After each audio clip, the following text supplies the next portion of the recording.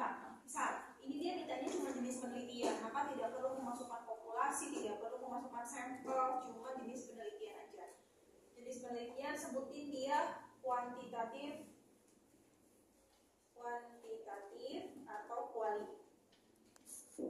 Definisinya, jenis penelitian ini adalah penelitian kuantitatif. Penelitian kuantitatif adalah apa? Nah, terus kenapa penelitian kalian disebut kuantitatif?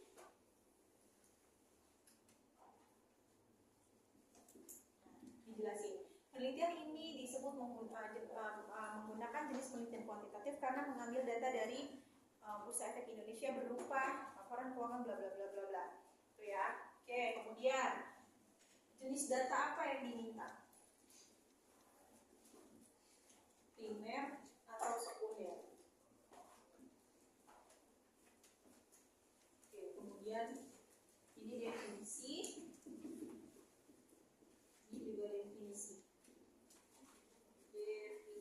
Terus kenapa disebut data primer, disebut primer atau sekunder? Oke, jadi dua paragraf aja. Ini satu paragraf, ini satu paragraf. Jadi dia dua paragraf. Oke, 3.2 apa? 3.2 apa?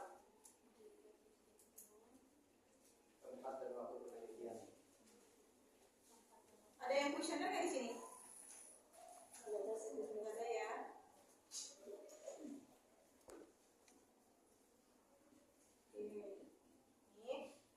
Ini bikin jadi dua. 3.2.1 tempat penelitian. Oke, karena kalian tidak mengunjungi sesuatu tempat untuk melaksanakan penelitian atau kalian hanya ngambil di Bursa Efek Indonesia. Yang primer nggak ada kan? Oke, karena kalian hanya ngambil di Bursa Efek Indonesia, maka di sini sebutin penelitian ini dilakukan secara online pada website resmi Bursa Efek Indonesia, yaitu www.idx.go.id.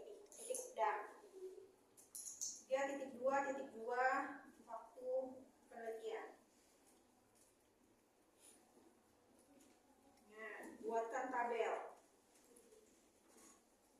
Tabel 3.1 waktu penelitian. Buat dulu, kosongin isinya. Tabel ini. Nah, nanti coba lihat ya bentuk tabelnya seperti apa. Bulan ke-1, bulan apa, Januari apa, nanti ya contohnya saya lupa itu. Ini bikin template-nya dulu, tapi nanti baru diisi pada saat kalian skripsi. Ya. Terus 3.3 apa? Operasional variabel. Gak ada definisi ya? Operasional. Gak ada. Soalnya. Nah, operasional variabel penelitian ini baru isinya rumus. Nah, ini pakai kalimat pembuka dulu. Penelitian ini menggunakan variabel independen apa-apa-apa dan variabel dependen apa dan menambahkan variabel moderasi apa. Terus satu. Misal tadi harga saham Y. Terus di bawahnya tambahin variabel dependen Y dulu yang disajiin. Variabel dependen dalam penelitian ini adalah harga saham. Titik. Terus jelaskan definisinya. Harga saham adalah bla bla bla bla bla. Kalau kan ya nggak usah saya catat ya. Harga saham adalah bla bla bla bla. Titik. Harga saham dalam penelitian ini diukur dengan menggunakan titik 2 rumus. Rumusnya pakai menu equation. Jangan berantakan. Pakai menu equation di Word. Rumus di bawah rumus tulis 10 fontnya 10 PT sumber. Titik 2 nama dalam kurung tahun. Ya, sama. Nomor 2 berarti variabel X1. Nomor 3 berarti variabel X2 dan seterusnya. Isinya sama. Definisi sama rumus titik. Pastikan rumus tidak menggunakan tahun-tahun yang terlalu jauh. Ini saya juga mati dong ya. Tuh di dia aja. Oke, pastikan rumus tidak menggunakan tahun yang jauh karena rumus rumus ini menentukan bab 4 nanti. Kalau kalian udah menyusun bab 4 ketemu penguji nggak setuju kalian pakai rumus ini, berarti kalian olah dan ulang. Jadi nggak ada yang prepare, bener ya? Beda loh. Bilang. Udah selesai. 3.4 apa? Bab 3 itu paling gampang. Itu harga saham berarti satu itu harga saham. Berarti dia 3.31 atau 1. Boleh, angka 1 juga boleh, itu tidak terlalu penting. Harus dibikin subak, maksudnya penomorannya mau pakai 3.3.1 boleh, mau pakai angka 1 boleh. Apalagi 3.4 sampel dan populasi. Nah, ini yang populasi dan sampel apa? Sampel dan populasi. Populasi dan sampel.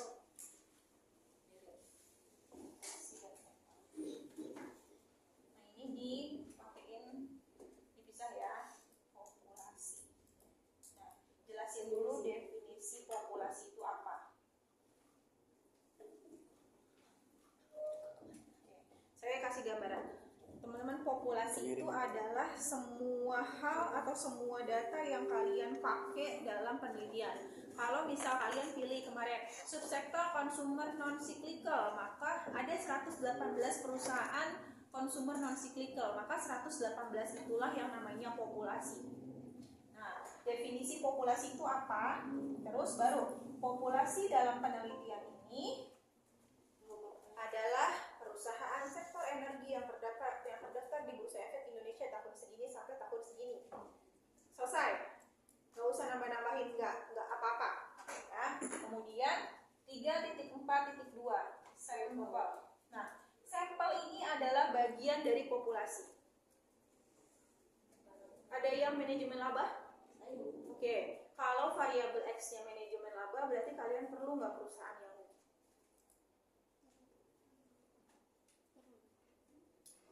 Gimana caranya dia melakukan manajemen laba orang dia rugi? Artinya, dari populasi kalian yang tadi saya contohin, misal 118 populasi, akan ada negara, akan ada perusahaan yang terbuang karena tidak sesuai dengan kebutuhan variabel. Contohnya tadi, bisa lagi, kalau kalian punya variabel kepemilikan institusional. Kepemilikan institusional itu adalah ada apa enggak sih PT luar yang punya saham di PT kita. Kalau pada saat kalian buka annual report tidak ada yang punya saham atau tidak ada kepemilikan institusionalnya, berarti itu akan dibuang dari populasi. Artinya sampel adalah bagian dari populasi. Maka ada metode pengambilan sampel namanya. Di sini jelaskan dulu definisi sampel. Kemudian habis definisi sampel, baru sampel dalam penelitian ini diambil dengan menggunakan metode purposive sampling. Saya bisa pastikan semuanya pakai metode ini karena kalian menggunakan data sekunder semua.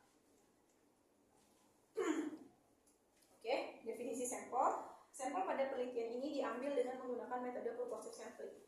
Metode purposive sampling adalah definisi. Oke, saya jelasin sedikit. Metode purposive sampling itu adalah kalian menentukan kriteria sampel seperti apa yang mau kalian, kriteria populasi seperti apa yang mau kalian jadikan sampel.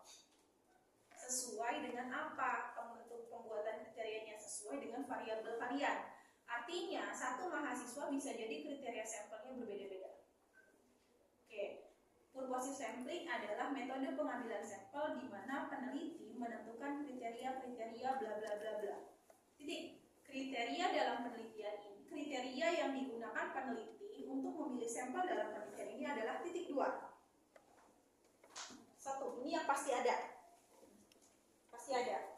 Perusahaan sektor apa? Tergantung kalian pilih sektor apa yang terdaftar di Bursa Efek Indonesia tahun sekian sampai tahun sekian. Kan kalian mau dia harus terdaftar tahun segini sampai tahun segini kan? Maka masukin dia di sampel. Yang kedua, perusahaan sektor apa yang mencatatkan laba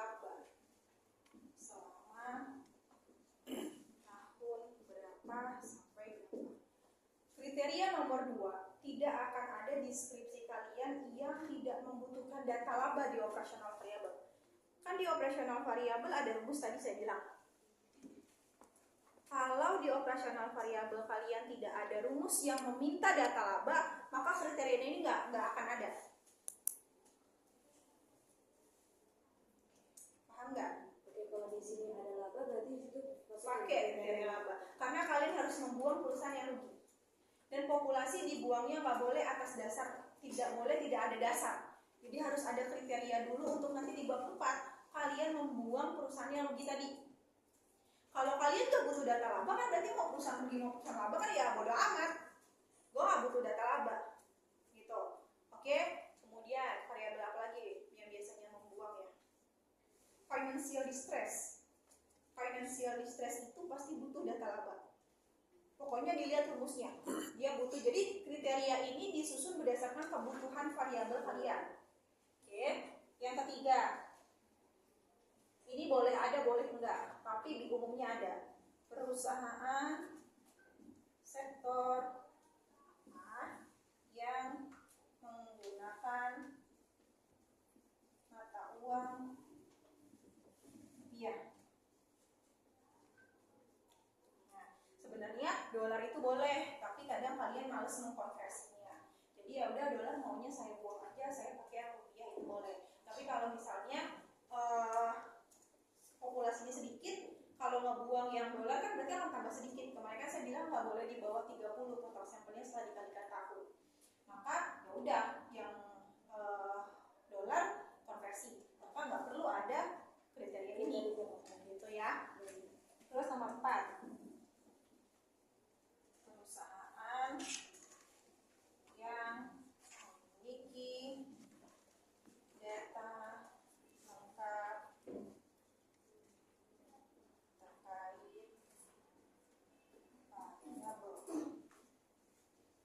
seperti bukan soal tadi kepemilikan institusional. Terus apa lagi? Nah, ini adalah perusahaannya harus punya di laporan keuangannya harus ada data-data yang kalian butuhkan untuk menggambarkan variabel. Tapi kalau misal rumus kalian cuma struktur modal, struktur modal misalnya aset tetap dibagi total aset, kan nggak mungkin nggak ada aset tetap. Terus misalnya lagi judul kalian cuma laba bersih, nggak mungkin dia nggak punya laba bersih.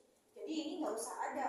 Itu kalau kepemilikan institusional, kepemilikan manajerial, itu ada perusahaan yang ada kepemilikan institusionalnya, ada yang enggak. Maka yang enggak kalian buang karena melanggar kriteria nomor 4. Gitu. Jadi sekali lagi kriteria ini disusun berdasarkan kebutuhan variabel kalian. Butuhnya apa? Oke. Terus 3.4.3 apa? metode pengumpulan data. Metode pengumpulan data ini kompas aja. Ini isinya sama. Terus teknik ya? Ya, teknik metode. Oh, ini teknik. Terus 3.4.4 teknik analisis data. Iya. Terakhir ya? Iya. Oke. Teknik analisis data. Ini juga isinya kompas. Jadi teman-teman, teknik analisis data itu uji-uji akan kalian lakukan nanti di bab 4. Dan kalian kompasnya dari jurnal-jurnal atau tesis orang yang menggunakan e-views. Jadi jangan kopas dari yang SPSS. Nanti di sini ada uji apa, itu ikutin aja. Sama definisi-definisinya itu juga ikutin aja. Gitu. Jadi kalau kalian nyonteknya pakai yang ngopasnya pakai yang SPSS, itu pasti nggak nyambung. Gitu. Pokoknya gampangnya kopasnya yang ada uji Chow, uji Hausman, uji Lagrange multiplier itu pasti benar. Itu kopas aja dari atas sampai bawah. Uji Podesis. Nanti saya jelas. Udah. Bab 3 lebih gampang. Kemudian titik 3.4.3 sama 3.4.4 itu kan kopas saja. Itu ngambil dari jurnal orang yang penting variabelnya sama atau Enggak. Yang penting dia pakai infuse. Kalau ini apa aja? Kalau ini umum. Oke, kalau analisis Yang ini harus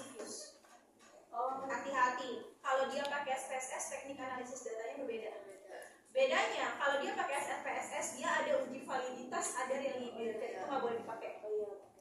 Oke, kalau if use dia ada uji cow, pokoknya dia kalian melihat dia ada uji cow, uji Hausman itu pasti if use itu boleh dipakai.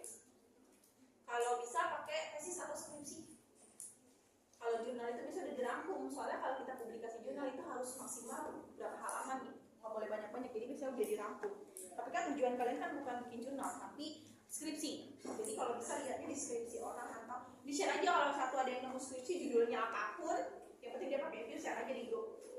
Gitu. Tapi nggak harus kutipan ya Bu? Oh pasti. Nah, Tetap harus kutipan. Emang kalau di kan kutipan. Maksudnya nggak kita ngeliat pasti ngeliat dari diskusi orang kan. Oh. Kita nggak harus kutipan. Prinsipnya setiap kali kalian ngambil punya orang harus dikutip.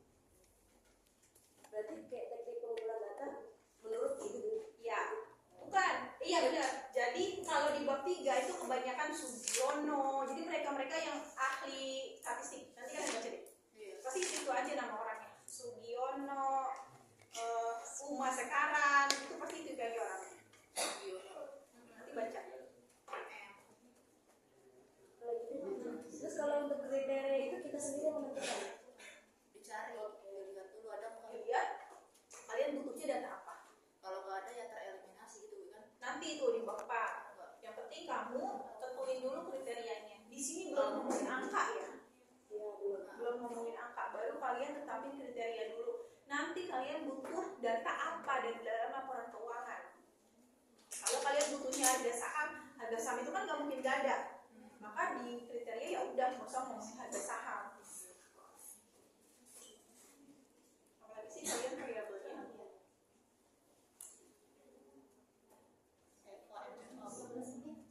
Kalau Eva itu rumusnya apa?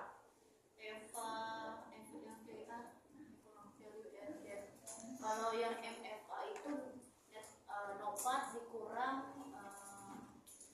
Nopat itu WACC. ngomongin net value aset Iya, aset kalau pajak. itu aman. Pajak itu pasti ada, aset itu pasti ada, model itu pasti ada. Nggak usah dibuang kriterianya.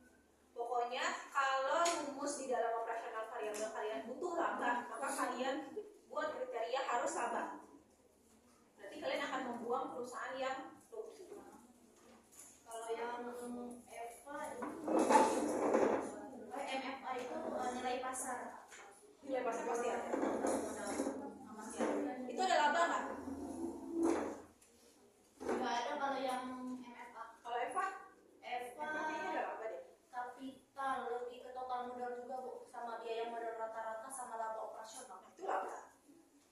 Berarti harus ada yang ini. Nomor 2. Gitu. Ada lagi? NPM juga laba juga. Kalau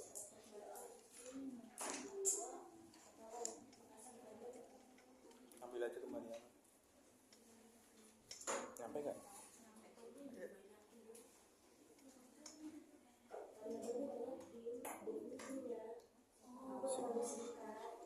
Udin, nyampe nggak?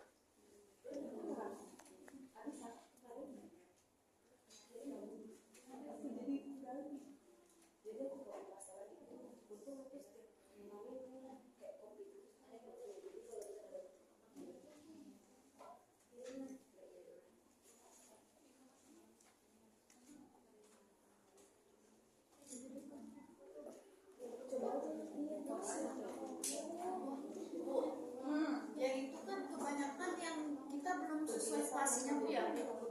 Kita, kamu. Ya, hai. Aus nur juga apa? Masih belum ini. Spasinya belum apa? Iya.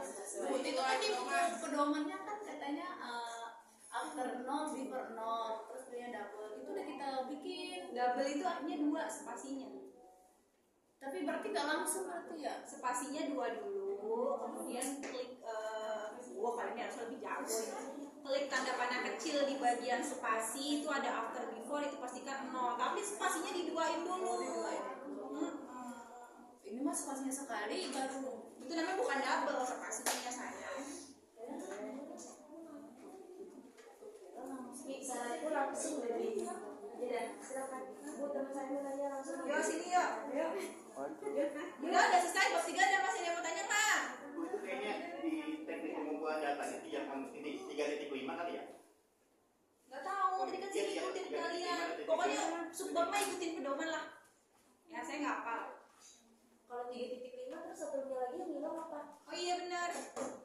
jenis penelitian, tempat penelitian. Iya, ini 3.5 gini, ini 3.6 maksudnya. Ya kan? Ya. Iya. Ya subbab bukan sub-subbab.